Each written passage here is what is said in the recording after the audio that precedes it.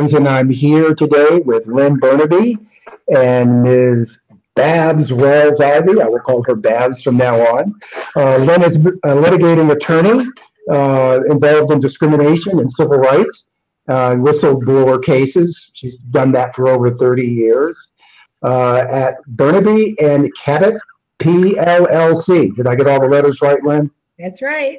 Okay, you handle employment and civil rights cases across the country, and you've developed an extensive trial and appellate experience in federal and local courts nationwide. A graduate of Harvard, JD degree from the law school, and she clerked with the Honorable William B. Bryant of the U.S. District Court of the District of Columbia. Okay, how's that? We have established your incredible credentials. And then we have Ms. Babz Ivy. She's currently the editor-in-chief of the Inner City News, a 26-year-old Black-owned weekly print publication in Greater New Haven, Connecticut. Congratulations on the 26 years, Babz. And she's a popular on-air radio personality on 103.5 FM, WNHH Community Radio, as host of the daily morning show, Babz Love Talk. So that sounds like something I need. And twice a month, co-host of Criminal Justice Insider with Jeff Grant, Executive Director of Family Reentry. So Lynne and I have been together before. Babz, welcome, and I hope you'll come back often to have these conversations, which are informal chats about issues that are emerging in the news, which I know you're no stranger to. When Lynne and I were last together, we were talking about the Starbucks incident of two African-American men who were arrested in Philadelphia. And since then, I'm going to go to Vox, a web site online. They've written an article entitled, "White People Keep Calling the Cops on Black People for No Reason." So I want to read a little bit before I turn it over to you two. A Black Yale student was taking a nap in a common room in her dorm earlier this week when a white student saw her sleeping and decided to call the police. The young woman, a graduate student at Yale, was woken up by classmates and interrogated by law enforcement for 15 minutes, according to the student. The white student told the police that she appeared out of place in the building. The Yale incident is the latest in a number of recent high-profile cases where people of color have been racially profiled, confronted by police, and in some cases, arrested after business owners, employees, even bystanders viewed them with suspicion. Many of the incidents have spread on social media, calling national attention to the issue. Let's just go through a few before we begin our discussion. In April, two Black men were arrested for trespassing as they waited inside a Philadelphia Starbucks. We know that. Not long after that, a Black woman was violently arrested inside a Saraland, Alabama Waffle House and had the front of her shirt pulled down by police officers after a manager called 911 because of a dispute over an extra charge on her bill. That same month, the owner of a golf club in Pennsylvania called police on a group of Black women who he said were playing too slowly. On April 30th, two Native American teenagers were pulled aside by police during a tour of Colorado State University after a white parent on tour called them. And on May 8th, the president of Nordstrom's Rack issued an apology for employees at a Missouri location who called the police on three Black men who were shopping for their prom. When looking at these incidents over the last month, one thing that stands out are some of the feelings of suspicious and uncomfortableness and calling law enforcement. Lynne, Babz, what's going on? We know this is not new. Is this social media bringing these issues to front more than we would have known in the past? Or are these incidents increasing, or both? What's going on? We'll start with Lynne. I think it's both. I think we have an administration that is very engages in racial profiling, racial stereotypes of people. And I think when that kind of thinking comes from the top, it encourages other people to engage in profiling as well. And I think social media is a factor in getting that out. But I also think there's a lot of sort of not just stereotyping, but violent activities aimed toward African Americans, Latinos, and other people of color. And I think when that happens, you see these incidents among, law-abiding, peaceful people that are just sitting doing their jobs, or sitting in a cafe, or sitting in their dorm room, or a dorm common area, and then these kind of things happen. So I think it's both. One, I think the racism is rising to the top. And I think secondly, social media and people having cell phones where they can record this, that's also sort of outing it. It's not done in the shadows anymore. Mm-hmm. We're going to talk about witnessing in a few minutes, but Babz, welcome to the show. And what's your take on this? I mean, I think she's absolutely right. I mean, it doesn't matter if it was the 1700s or the 1800s or the 1900s or where we are now. I think the only difference is that people have smartphones, and everyday occurrences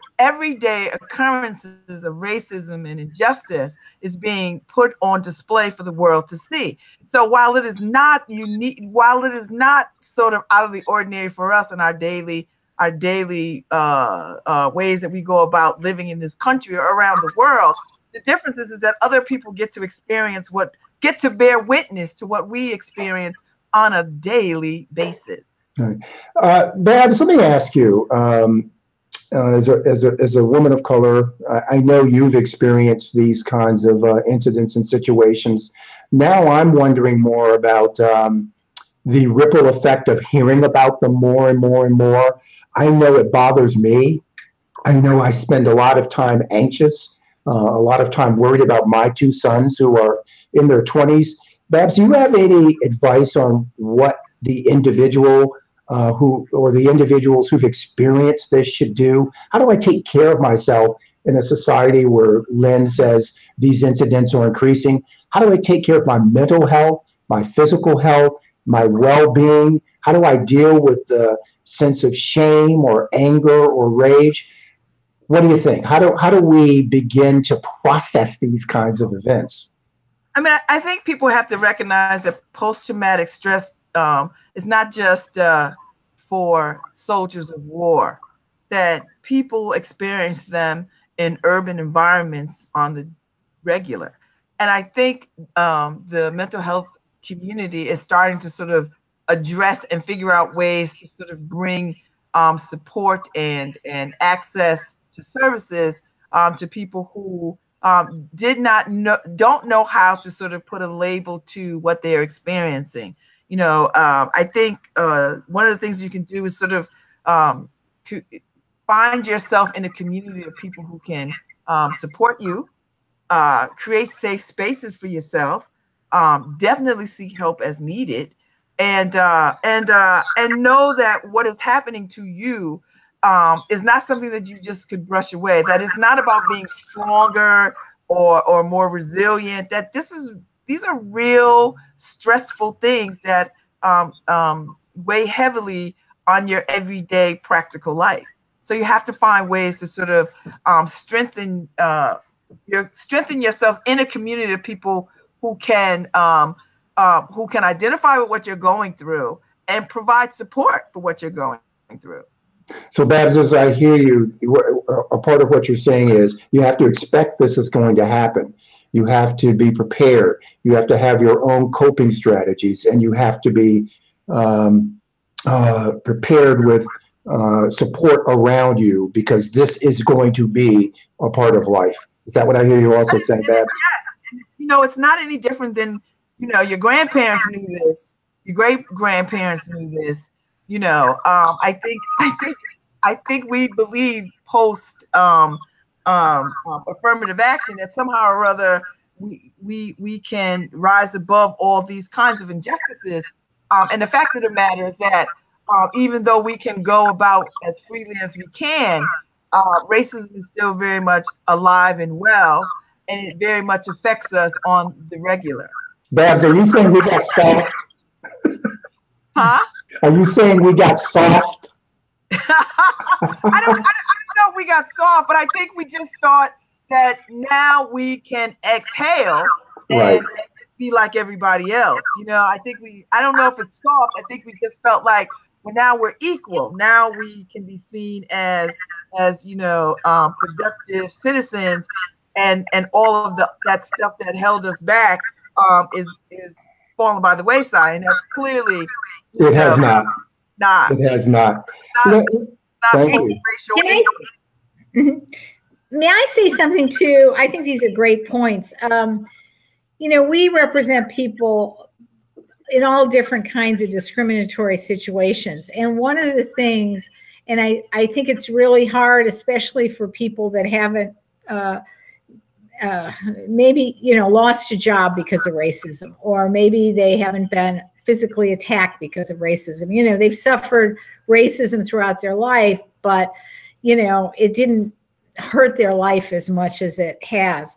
And I try to talk to them, and you all might have much better strategies, but racism isn't personal. It's based on some immutable characteristic you have. It has nothing to do with your talents, your character, your accomplishments. It's based on stereotypes, the color of your skin.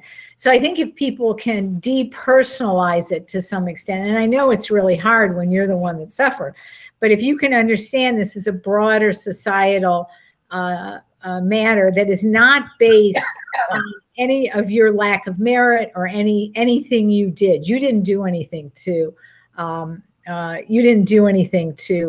deserve this. And the second thing, because I'm the oldest of you, I lived through part of the civil rights movement, and I think the reason, even though people objectively might have had fewer, lower income, fewer opportunities, there was a sense that things were moving in the right direction. I think we've lost that. I think now we feel like things are going backward. And that's a really disheartening and sort of hopeless place to be. So I think if we can get things, even in small ways in our communities, moving in the right direction, that'll give people enough energy to fight back. Let me ask you a legal question. So I get awakened in my dorm. I get told that I can't be a participant in an activity. I think just a couple of days ago, a gentleman in New York City went on an epic rant that was filmed in a fast food restaurant in New York, yelling at the Latino workers. I go through all of these experiences. Do I have any rights, or do I just have to suck this up? So anything I can do if I've been the victim of these kinds of experiences? Well, legally, you have rights, okay? The question is it worth it to you personally to press that, okay? Places of accommodation cannot discriminate or cannot maintain an environment that's hostile to people of one race or one religion. And that's a legal right that we've had since civil rights legislation was passed in the late 60s. So you do have rights to fight back and to bring people to courts to effectuate those rights to be in a non-racially hostile work environment. Now, the question is, most people are fighting on multiple fronts. And so the question is it worth it to you personally to take time out, find a lawyer who will do that, and press a point?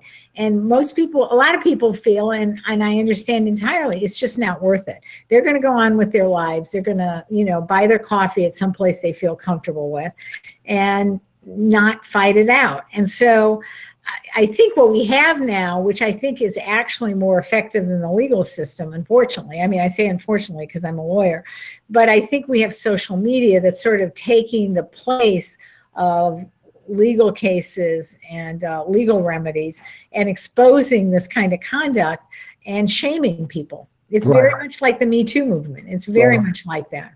Right.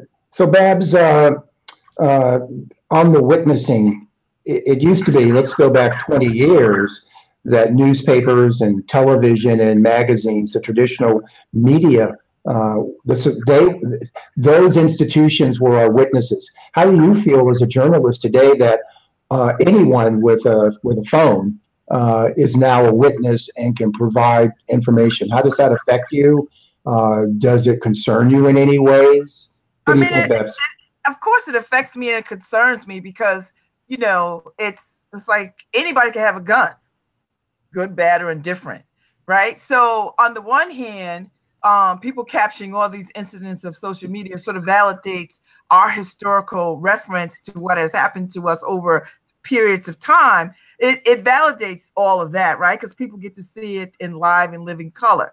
But the other part of that is that, you know, now everything is suspect. Everything is up for photograph and filming, right? Even if it's not laws being broken. So, you know, it's a big field out there without any real regulation, without any real sort of rules and norms and things to sort of, you know, people don't police themselves. People think that other people are fair game, you know, for their use of their camera. I point my camera at you, I have the right to do that, and you can't say anything about it. So I think on the one hand, I'm a techie. I love social media. I think social media is more good than evil. But I also am aware that people are using it for all the wrong reasons too.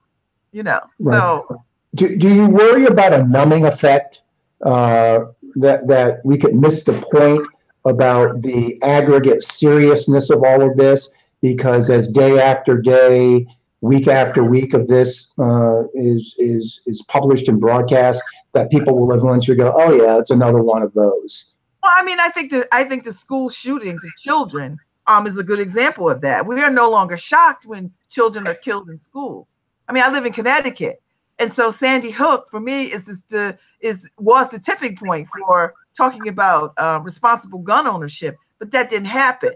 So when we see babies, you know, little children killed in their schools, and we are not ready to have conversations about responsible firearm ownership, then that already tells me, and look how far we've come from since that time. And we've just had a school shooting today, and now people are feeling like, well, it was only 8 people that were killed. Right.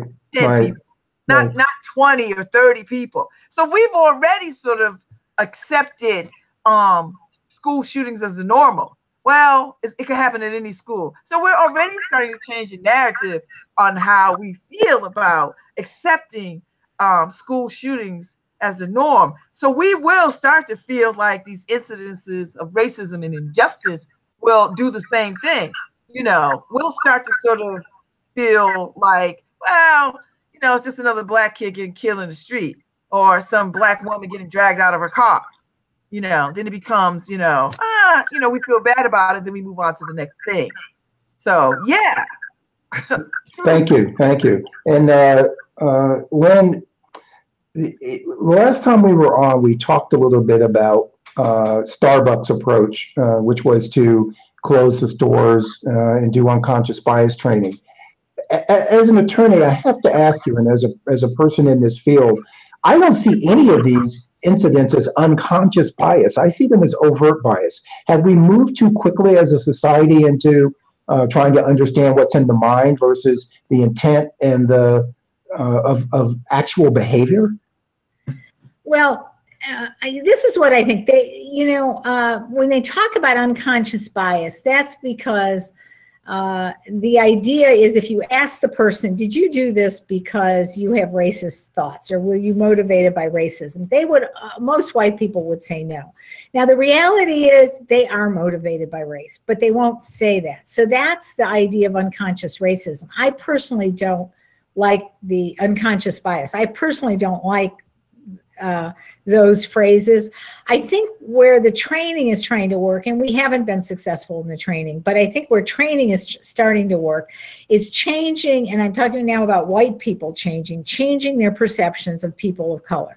Because the reason they call the police on everybody is because they have a basic stereotype of Black people being dangerous. Okay, that's just what their stereotype is.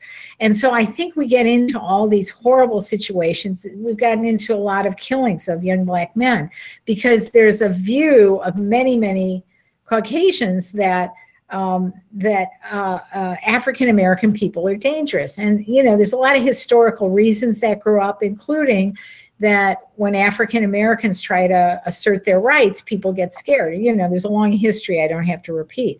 But I think calling it unconscious bias is really sort of a misnomer. It really is racism. And the idea is to try to force Caucasians and whites to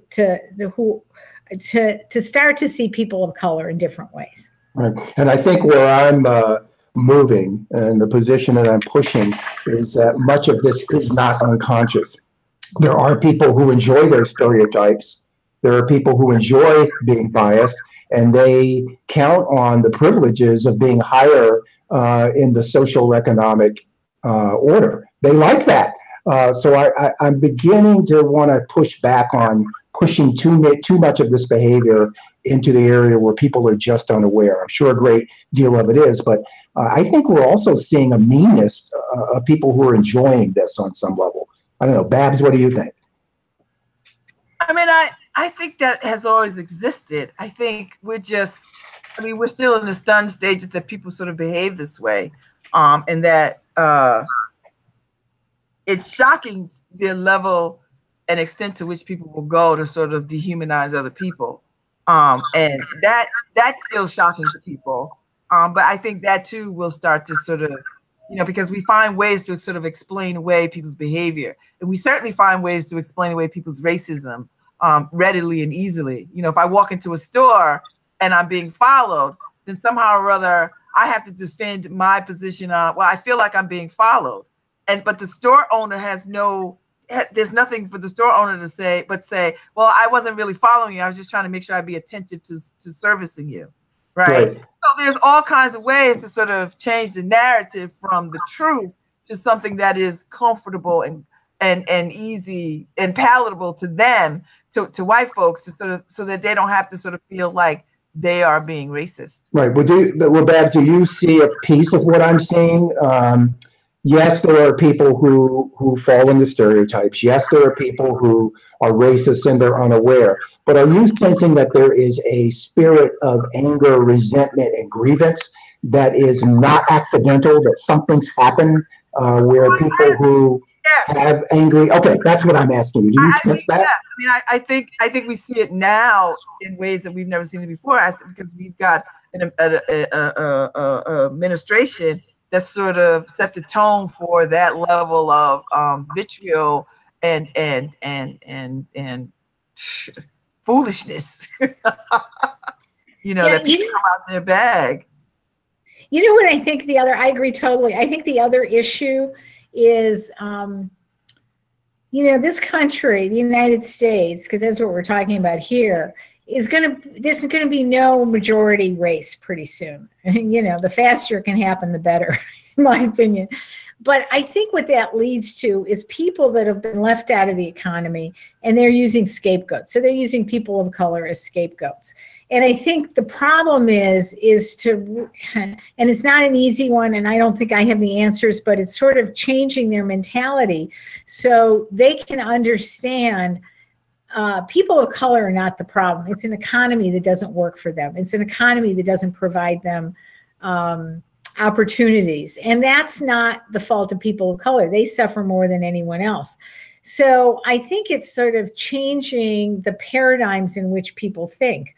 And that's a long range process. I don't think the training today is doing it. And I sort of agree that I don't think calling it unconscious bias is helping either, because people will say, I'm not racist, everything I do is okay. But the other thing I think, and again, I think this comes from the top, is, during the civil rights days, and you can listen to Martin Luther King and the other leaders' speeches, there was a sense of hope. There's a sense that that things are going to get better for people. And we've lost that. We don't feel like that anymore. And Babz, I think when you talk about that numbing effect, I think part of that is this feeling of helplessness. We are not making things better right now. Things are getting worse. And I think when people feel that kind of helplessness and powerlessness, it doesn't give them the energy to try to think of creative ways to move forward. And I think that numbness or feeling of helplessness is almost the most dangerous place we can be. And that's where we are now. Lynne, do you think people believe that the civil rights movement, as we knew it in the 40s, 50s, 60s, that is over? it accomplished its goals and now we're in this new phase? Or do you think people see that this is an ongoing civil rights movement? Oh, I think people do not understand that there's an ongoing civil rights movement. I mean, as a civil rights lawyer, I know they don't. Mm-hmm. They think, oh, well, that was then, we're okay now, we just have to focus on other things. But you know, I mean, seriously. And, you know, they don't understand the things that happen day to day to people. And I think, you know, how do I say this? I think people have built little bubbles for themselves. And I think it exists everywhere. But I think the bubbles we create are very destructive because it doesn't force us to get to know how other people live, what other people are feeling, how other people see the world. Like, I can bet that if you got 100 Caucasians and you ask them, do you feel it's bad to call the police on a Black person? They would have, the great majority would have 0% understanding of the historical hurt and the historical the history and reasons that Black communities are so scared and so hurt by the police. They would have no idea of what that means. And I think in all these incidents, when white people call the police on people of color, they have no idea how injurious that is. They don't understand the historical and well, not just historical, current racism in the law enforcement system. And so I think it's like there's almost no understanding between the two communities. I mean, or very little, I should say. But what if they do, though? But what if they do understand that, and that's why they do it? Because they know or they understand that historically, that the police is going to be on their side. I think you're right. They know the police are going to be on their side, but I also think we can't give up on that. I think it just feels too. I think it feels too convenient to sort of say to say, you know, they don't understand. Because I think they call the police because they know that the police will come and deal harshly with Black people than they would with anybody else. And that is a tool. It is just like picking up a load. For me, it's just like picking up a loaded gun. I mean, if somebody's not committing a crime, then why would you call the police on them? Because you don't want them in the spaces that you exist in, and you're going to remove them, and you're going to use your privilege and power to remove them. And let me show you how I do that by calling the police. But if you go back a step, I agree with everything you said. If you go back a step, how do we get rid of the issue? And I don't know how we do it. I mean, we can have laws. That's been the way we've dealt with it. We have laws, we have lawsuits, we have, you know, the government enforcement, which we don't have now. But I think, you know, we got to get to the point where how do you want to understand it? There's either enough fear or understanding that this can't happen or this doesn't happen with the frequency we have it now. And I don't know in that space how we do that exactly, but that's what we have to do. Well, the three of us will figure it out and we'll write our book. But until then, I want to ask one final question. And this may be a difficult question, and I'll toss it to you first, Babz. I've noticed in some of the pictures, clippings and videos I've watched, that many of the officers that are arresting people are African-American or people of color. So does that say that being in law enforcement, once you put on that badge and that uniform, you are a part of the institution, your identity and affiliation with your own group has shifted? Because I continue to hear on the other side this notion of community policing, and that by having more people who are like the community, that is one tool, that is one strategy that can make things better. But I'm challenged when I watch some of the arresting officers. Well, this is what I know, because I served in New Haven, Connecticut as a police commissioner for several years. Ignorance is not relegated to one group of people. I mean, you could just be troublesome to a lot of people based on whatever. You put on a uniform and you think somehow or other you assimilate into that uniform, and everything else about culture and biases and all other kind of stuff goes out the window. So if you just think that your job, that if you think protecting and serving is harming, then that's not about race. That's about training and humanity. You know, that's what that is. That, you know, for me, I think too often the conversation is what can Black people do to sort of help white people get to the promised land. I don't think that's no longer our job. I think white people have to do this work. White people have to say to other white people, we need to work on our own biases and prejudices and our own humanity around this work. We can't answer the questions for white people anymore. We cannot hold their hands and bring them along. You know what Yale ought to do? Yale ought to expel that girl. They need to expel that white girl and say to the rest of the student body, we care about every student here. And we're not going to let one student say to the world, this is how we operate. This is how we support students. So these are the things that white folks can do. They can immediately and swiftly, without a whole lot of fanfare, make right wrongs. Simple. Okay. Last words, Lynne, on people of color who assimilate into the police force? I think it's a tough question. There's a great book about the first Black police officers in Atlanta. It's a fictional account, but and they were, a couple of them were veterans of World War II, so they knew how to handle firearms. And it shows the incredible conflicts that they faced they were put in Black communities. They were supposed to protect Black communities, but when they tried, the rest of the police force wouldn't let them do it. So I think, you know, I don't think the Black police officers are the problem. I think the problem are the white police officers and the people that sort of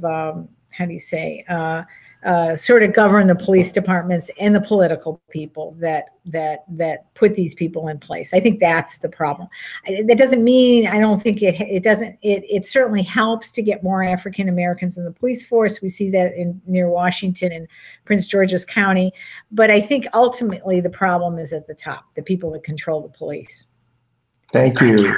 Boy, Lynne, Babz, let's do this again soon. You're two brilliant minds and two brilliant women, and you have lots to share, and there are people who need to hear what you're saying.